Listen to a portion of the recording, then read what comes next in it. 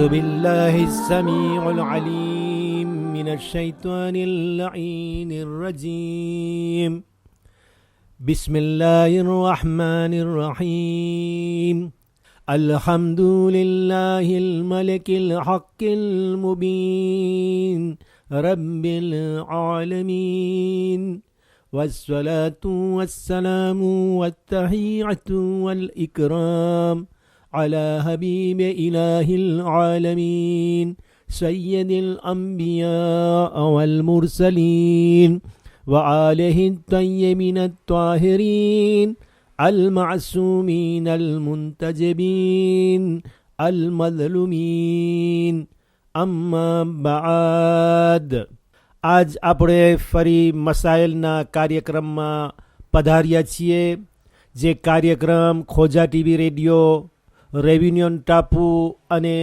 સૈંધોની પાટનગરથી પ્રસારિત કરી રહ્યો છે. તમારી સામે આયતુલ્લાહિલ ઓઝમા ફકીહે અહલે બેત ઇસ્મત અસૈયદ અલી અલ હુસૈની અસિસ્તાની સાહેબ મદ્દઝિલ્લહુલ આલીની કિતાબ તવઝીઉલ મસાઇલ ઇસ્લામી કાનૂનો લઈને હાજર થયો છું અને 1479 અથવા 1469 જેમ કહેવામાં આવે છે 1479 નંબરનો મસઅલો લઈને હું કિતાબ ઉગાડ્યો છું. page 380 380 નંબરનો પેજ તેનું પાનું છે. મને ખાતરી છે કે આપ સૌ લોકો હાજર હશો અને ઉત્સાહભેર સાંભળી તમારું ધ્યાન અમારા તરફ રાખ્યું હશે. એ મસઅલો વાંચું તે પહેલાં તમને કહું છું અસ્સલામુ અલૈકુમ વરહમતુલ્લાહી વબરકાતુહુ. આગા ફરમાવે છે કે નમાઝમાં પડાતી વસ્તુઓને બાદ કરતાં નમાઝમાં જેટલા કાર્યો અને અમલ છે જેમ કે રૂકુ સજદા વગેરે તે માટે જરૂરી છે કે મામૂમ ઇમામની સાથે પેશ નમાઝની સાથે યા થોડીક વાર બાદ અંજામ આપે. અત્યાર સુધી તકબીરતુલ અહેરામ સલામ વગેરે બાબતોની વાત થઈ એટલે ઝિક્રની વાત હતી. જે કંઈ પડવામાં આવે છે જે રેસિતાશન છે એની ચર્ચા થઈ રહી હતી. હવે આક્સિયો જેસ્તના બાબતમાં કહેવામાં આવી રહ્યું છે. જેસ્ત અને આક્સિયોના બારામાં આગા શું ફરમાવી રહ્યા છે એ મસઅલો હું તમારી સામે વાંચ્યો, જેમાં આગાએ ચોખ્ખું લખ્યું છે કે કોઈ પણ જેસ્ત કોઈ પણ આક્સિયો જે જમાતની અંદરમાં જે નમાઝની અંદરમાં કરવામાં આવે છે અને તે નમાઝે જમાતમાં તો કદી પણ ઇમામની પહેલાં પેશ નમાઝની પહેલાં એ થવું ન જોઈએ. ન એટલું મોડું પણ કરવામાં ન આવે કે zikr ચાલુ થઈ ગયો હોય અને આપણે એમાં હજી સામેલ થયા ન હોય.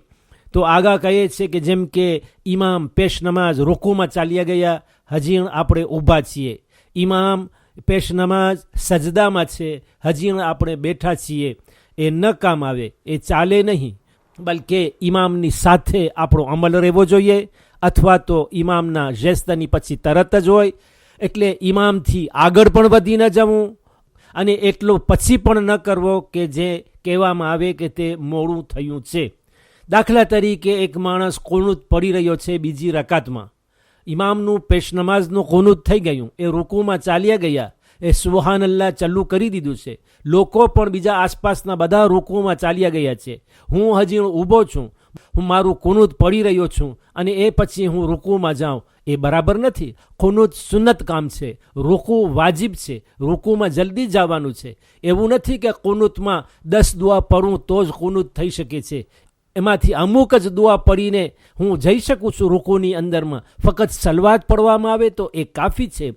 જે ખુદા લાંબી લાંબી દુઆને સાંભળે છે એ જ ખુદા ટૂંકી દુઆને પણ સાંભળે છે. ને એવું નથી કે લાંબુ પડીશ તો જ કબૂલ થશે, ટૂંકું પડીશ તો કબૂલ નહીં થાય. અલ્લાહ હોઠને નથી જોતો, અલ્લાહ મારી જબાન તરફ નજર નથી કરતો, મારા દિલને જોઈ રહ્યો છે કે દિલ શું કહે છે. દિલ હોઠની સાથે છે, હોઠ દિલની સાથે છે કે નહીં. ફક્ત હોઠ બકબક કરી રહ્યા છે અને દિલ તેમાં લાગેલું નથી. તો નમાઝમાં પડાતી વસ્તુઓને બાદ કરતાં એટલે જેટલા zikr થાય છે, સૂરાઓ પઢાય છે, નમાઝમાં જેટલા કાર્યો એટલે જેટલા આક્શનો અને અમલ છે, જેમ કે રૂકુ છે, સજદા છે વગેરે, તે માટે જરૂરી છે, આગા કહે છે તેના માટે અગત્યનું છે, મહત્વનું છે, ઇન્ડિસ્પેન્સેબલ છે કે તે માટે જરૂરી છે કે મામૂમ એટલે જે ઇમામની સાથે પાછળ નમાઝ પઢી રહ્યો છે એ ઇમામની સાથે પેશ નમાઝની સાથે યા તો થોડીક વાર બાદ અંજામ આપે. અગર કોઈ મામૂમ યાને ઇમામની સાથે પાછળ નમાઝ પઢી રહ્યો છે તે જાણી બૂજીને વોલોન્ટેરમાં ઇન્ટેન્શનલેમાં ઇમામથી પેશ નમાઝથી પહેલા અથવા ઘણી ઢીલ બાદ બજાવી લાવે તો તેની જમાત બાતિલ ગણાશે. પાછો પડું છું કારણ કે આ મસલો બહુ જ ઇમ્પોર્ટન્ટ છે. અગર કોઈ મામૂમ એટલે જે પેશ નમાઝની સાથે એની પાછળ નમાઝ પઢી રહ્યો છે જાણી બૂજીને જાણી જોઈને પોતાના ઇખ્તિયારથી ભૂલથી નહીં ઇમામથી પહેલા પેશ નમાઝથી અગાઉ અથવા ઘણી ઢીલ બાદ ઘણા ટાઈમ પછી તે આક્શનો બજાવી લાવે જેમ કે રૂકુ અને સજદા તો તેની જમાત બાતિલ ગણાશે. એની નમાઝે જમાત સહી નથી, એ નમાઝે જમાત બરાબર નથી, પણ એની નમાઝ કબૂલ છે, એની નમાઝ ચાલુ જ રહેશે, એને તોડી નથી શકતો, એની કોન્ટિન્યુઇટી ચાલુ છે, પણ જમાત એટલે બધાની સાથે જે પડી રહ્યો છે પેશ નમાઝની પાછળ એમ નહીં ચાલે. હવે એને ફુરાદાની નિયત કરવી પડશે. આગા કહે છે ને એના શબ્દો છે, હું મારા તરફથી કંઈ ઉમેરતો નથી. આગા કહે છે કે પણ જો ફુરાદાના હુકમો મુજબ એટલે એકલો પડી રહ્યો છે, અલગ થઈને પડી રહ્યો છે, પેશ નમાઝની સાથે બધાની સાથે પડી રહ્યો નથી, તો ફુરાદાના હુકમો મુજબ નમાઝ જારી રાખે, ચાલુ રાખે તો તેની નમાઝ સહી ગણાશે. એટલે જમાતની નિયત બદલીને એને ફુરાદાની નિયત કરવી પડશે. અને જેમ એકલો નમાઝ પડતો હોય મસ્જિદમાં અથવા ઘરે જ્યાં કોઈ ન હોય, તો એવી જ રીતે ઇન્ડિવિડ્યુઅલ નમાઝમાં એવી રીતે પોતે આ નમાઝને પૂરી કરે. કારણ કે ઇમામના આક્શોની અંદર પોતે આગળ થઈ ગયો યા તો બહુ જ પાછળ થઈ ગયો, ડીલ કરી અને એ બરાબર એના મસાઇલ પ્રમાણે ચાલ્યો નહીં. આ વાતને ખતમ કરવા અને આ મસલો બરાબર મનમાં બેસી જાય તે માટે ફરી એક વખત આ મસલો જલ્દી હું વાંચું છું અને આજનો પ્રોગ્રામ આપણે ખત્મ કરશું. આગા ફરમાવે છે 1479 1469 નંબરના મસલાની અંદર કે નમાઝમાં પડાતી વસ્તુઓને બાદ કરતા, દરેક zikr બાદ કરતા નમાઝમાં જેટલા કાર્યો અને નમાઝના જેટલા અમલ છે જેમ કે રૂકુ છે, સજદા છે વગેરે, તે માટે જરૂરી છે કે મામૂમ એટલે પેશ નમાઝની સાથે એની પાછળ જે નમાઝ પડી રહ્યો છે તે પેશ નમાઝની સાથે યા થોડીક વાર બાદ અંજામ આપે.